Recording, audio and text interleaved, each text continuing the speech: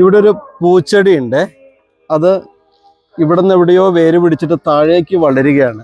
അപ്പോൾ പലപ്പോഴും നമ്മൾ പറയും നമുക്ക് വളരാൻ സാഹചര്യമില്ല എന്ന്. അതൊക്കെ വെറുതെയാണ്. വളരണമെങ്കിൽ ആർക്കും എവിടെയും ഏത് സാഹചര്യത്തിലും വളരാം. ഈ ചെടിയുണ്ടോ? അപ്പോൾ സെന്നെ പിടിച്ചോ. ഉണ്ടോ?